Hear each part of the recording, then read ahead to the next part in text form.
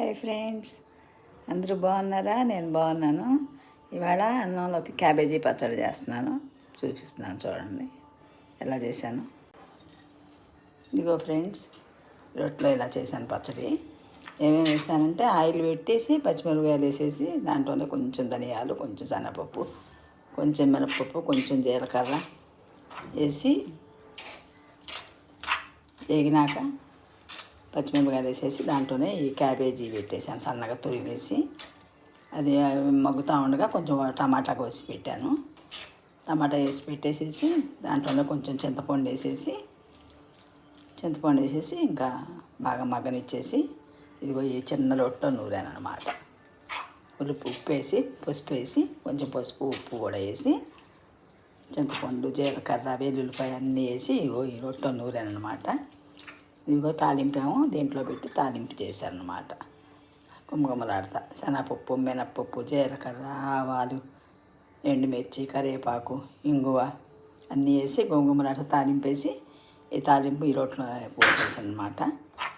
పోసేసి ఇంకా గిన్నెలో తీసేసుకుంటాం. కొంచెం కొత్తిమీర కలిపాను పైన. చాలా బాగుంటుంది అన్నంలోకి, వేడి అన్నంలోకి ఈ పచ్చడి వేసుకుంటే చాలా బాగుంటుంది. మీరు కూడా ట్రై చేయండి. అప్పుడప్పుడు ఇట్లాంటి వంటకాలు, వెరైటీ వంటకాలు చేసుకుంటే బాగుంటుంది. ఎప్పుడు తినే రొట్టి పచ్చడిలో రొట్టి కాకోకుండా క్యాబేజీ మన కూర ఉంటే కాస్త ఎక్కువ వేయట్టుందని కొంచెం మొక్క కట్టి పెట్టాను. ఆ మొక్కని ఇలా పచ్చడి చేశాను అనమాట, రొట్టి పచ్చడిలాగా. దేంట్లో అయినా దోశల్లో వాటిల్లో కూడా బాగానే ఉంటుంది. పచ్చడి అన్నింటిలోకి బాగానే ఉంటుంది.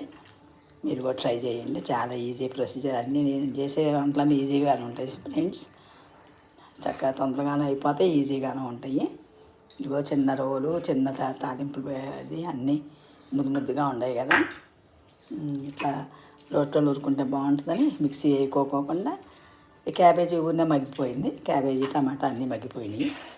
ఇంకా రోట్లో వేసేసి ఎల్లుల్లిపాయ జీలకర్ర వేసేసి కొంచెం కొత్తిమీర వేసి ఇట్లా పచ్చడి చేశాను అనమాట.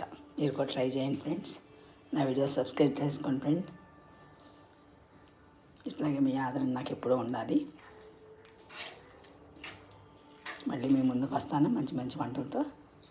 By, see you. Thank you friends.